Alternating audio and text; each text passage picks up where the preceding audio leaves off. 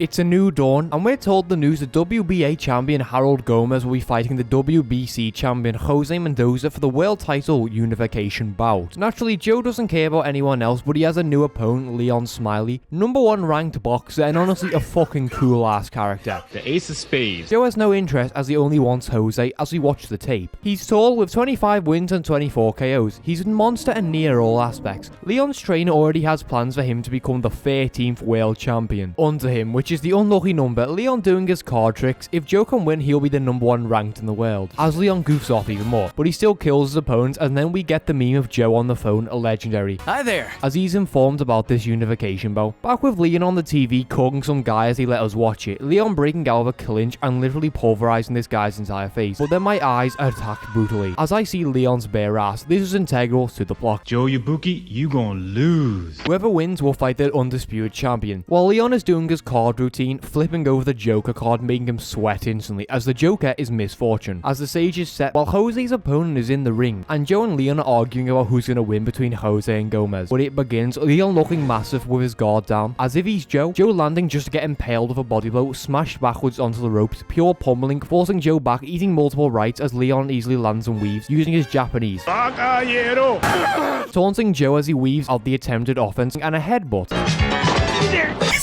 Rather sly, but Joe isn't bothered, getting a montage of both men swinging and landing, a pure war from the second the bell rang. This is only the first round, while Joe knows Jose is waiting for him, eating an uppercut, sending him down. But obviously he gets up, charging forward, missing and using his feet to land right. Ref, swinging, missing until the bell rings. That was the first round, while Leon doesn't understand what Joe is. Second round continuing with Leon dominating before a right smashes him, as Joe catches him with a 1-2 as they both fall out the ring. Quickly getting back in as Joe lands a body blow with a quick left, Leon slipping the remaining punches, breaking that face with a right and left, bouncing Joe off the ropes as both men land a brutal exchange as the bell rings. Both men are nearly in a coma, and it's only the second round. Round 3 starting as Leon spams his left jabs, easily dealing with Joe's face, pulverizing him against the ropes, without mercy, having Joe in all directions as he clinches before Leon trips him up, while Joe realizes he shouldn't have underestimated Leon, which is not his finest moment. Joe missing his swings as Leon lands a quick left-right, sending Joe onto the mat. Obviously Joe gets back up, Leon slips punches and piecing Joe up over continuous rounds. I mean, it's looking like the biggest ass whooping ever as we're in the 7th round. Joe getting the strategy that he was taught by Dampe in prison. But despite that, Joe is getting battered and launched all over the place for another down, managing to stay alive, charging with a massive right, decapitating Leon onto the mat. But Leon's not one to stay down, especially not for his own destiny. Joe charging forward, slamming punches against Leon's tight ass guard with the round ending. This fight is a battle of determination, no undertale, and it comes down to who wants it more. Round 8 beginning with Leon landing his body blow, 2 left jabs, slipping and landing before Joe's punch launches him against the ropes, and then Leon lands a counter, having Joe discombobulated. Because both men are fighting to kill, let's be honest, an exchange before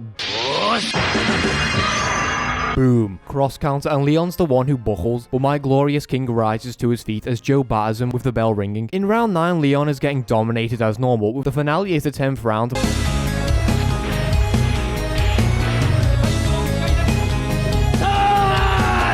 And by decision, it's determined to be Joe. I don't think so, but sure. Joe running away to celebrate. Unfortunately, Leon and his coach are outside. It's your victory, man. Leon is actually a quite different opponent compared to everyone else, as he wants to be Joe's rival for the world title if Joe becomes the champion. Doing his little card trick as Joe wins the jack, which means he has the potential to become the king. But Leon has the Joker card, going out for some fresh air and I'm the king, I'm gonna be the champ! It's later now. Joe is reading the news about Jose vs Gomez, and Joe has an invitation to watch. Gomez is 23 years old with 32 wins, 0 losses and 28 KOs, so he's not trash, and we're in Las Vegas. And after all the good looks, both men make their entrances, bell ringing, both men circling each other as Gomez lands a right, Gomez charging with his offense, but Jose is dealing with it easily. After all, he's the god of bantam, while Joe throws paper for some reason, as Gomez lands a massive left, beating Jose backwards, missing and hitting that tight ass guard, and I have a stroke. Jose fighting back, but Gomez is landing as both men miss in exchange. Jose still weaving with his dodges as another left lands, before Jose lands a massive body blow, but Gomez fires back with a 3-piece, having Jose in fear. Second round beginning, Gomez still on the offense, landing as Jose lands a left, but despite it, Jose is beaten against the ropes, escaping but still landing punches to the face, but bang! A right corkscrew has Gomez resetting briefly, going back, landing his left right, still hitting Jose against the ropes. The round ending again with our 4th round, Jose still weaving a meaty body blow and a massive right to the jaw, both corkscrews as Gomez saves himself himself, pressing Jose against the ropes, beating him with left and right. It looks like the WBA champion is being dominated. A left having him running as Joe screams at the man to lock the fuck in. But look at Gomez's face. He looks absolutely fucked up because he's been brunting the force like Carlos would do. Out of respect, it's the 6th round and now Jose's ready to finish it. Right, left, good night, sweet prince. Game, set, match. Jose Mendoza is officially the undisputed champion. There is no need to worry, and Joe's gambling because he's in Vegas, and then Jose is talking about being depressed because, as we find out a little bit later, Harold Gomez died in hospital last night due to his injuries as a plane flies through the glass. While the TV company finds out that Yoko stole the match from under their noses. Yoko is in South Asia for some reason despite both men's fight being in 2 weeks. But for some reason Yoko thinks that Joe doesn't have that wild side in him anymore. As Yoko officially explains the terms to what's going on, providing conditions to hand over the contract to Kanto TV. Joe must defend his belt one time against an opponent of Yoko's choosing, which is a little bit deranged. Where everyone's hands are tied, Joe doesn't have the drive to beat Jose, as Jose's only weakness is Joe's drive, while Yoko and her goons are off to find a psychopathic boxer. Now, who is that opponent? Harry Mao from Malaysia. This guy is a monster who tries to eat people, looks insane, and loves chocolate. Originating from a tribe with a British reporter teaching him the moves, who's currently in hospital for the fact he broke his jaw. And the kids are playing Beyblade. Even Sugar doesn't understand what the point of this fight is, while Joe gets knocked down by Nishi, looking like his eyes are rolling around in his skull, making them both blush as Nariko runs away. But she's not actually sad. She's also noticed Joe has changed, and he's here looking like a horror character. Harry Mao coming to pay his respects, but rather than paying his respects, he flies into the air, tries to break Joe's arm, and cracks him with a right, and then jumps on his lifeless corpse. As Harry Mao devours chocolate to calm himself, while Yoko calls Joe a little puss as he pushes it and runs off. Sugar and Yoko both talking about how Joe has changed, as the normal Joe wouldn't have let him do that. He would have came all over him then and there. As Joe watches Harry Mao spar, who headbutts his opponent and impales him, making him have a stroke, while Joe provides chocolate, getting gloves for that classic revenge. Harry Mao charges in instantly, eating a left and then a combo from Joe, knocking him into the corner run as he tries to leave. Harry Mao denying physics with a spin kick, having Joe crucified on the ropes. This man's gonna kill him. Joe's out, he's in a bar with Gondo, requesting a favor of some kind. Now it turns out this first favor is killing Dampe, but more seriously, it's inviting the actual Yakuza to showcase his aura, while Gondo tells his goons to not actually be moronic. Thankfully Kiryu isn't here, so we're not going to have any problems. As all the men disarm, fighting men who street fight is logical since Harry Mao isn't exactly a normal boxer. As it begins, Joe eating a street combo, dismantling him onto the ground, and then Joe locks in, blocking and slipping all the offense. Boom, bam, bang, bosh, dealing with those 4 men easily. As Joe takes on the entire Yakuza by himself, dismantling them all, while Harry Mao is sparring. You what? Gondo firing a mix of punches and kicks, flipping Joe over, missing a knee as Joe combos him with left-right. But despite that, Gondo manages to overpower him, as Joe tells Gondo he's stronger now, but Gondo tells Joe maybe he's just weaker. It seems a lot of people have this idea about Joe, and it's fight day. Apparently Harry Mao has a strategy against Joe, probably as deranged as he is, while outside a recognizable figure hums a tune.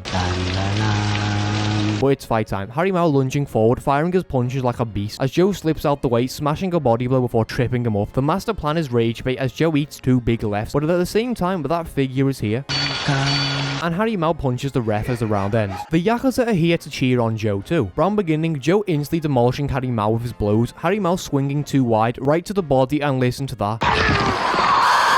But once again, those familiar eyes are outside. He fought the champion. How are you? The same memories of Carlos. But we're back in the ring, Joe beating Harry Mao into the corner, a big right left having Harry Mao running away.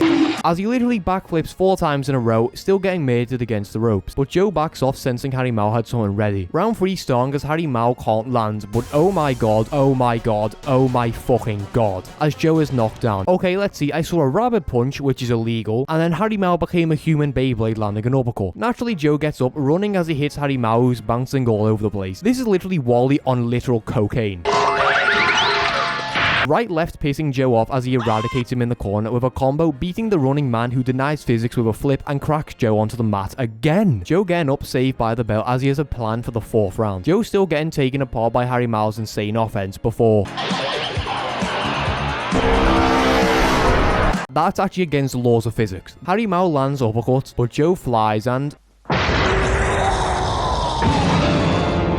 I mean, if that happened to me, I'd kill myself. I mean, if that happened to me, I'd kill myself. Squashes Harimau onto the mat, but you want to know who's found himself in the ring? Despite being more disheveled, that's Carlos Rivera. Joe getting his trophy as he falls over, losing his sight in his eyes briefly, and we're here for the saddest scene in the anime so far. This man is Carlos. He's worse away, but you can tell it's him. Talking about both men's strengths as they have a spar, and Carlos's lightning fast punches that were made in heaven are now slow. Gon is the man who saw snow and acted like a kid again, but despite that he still has the boxing knowledge. Roll the video one last time.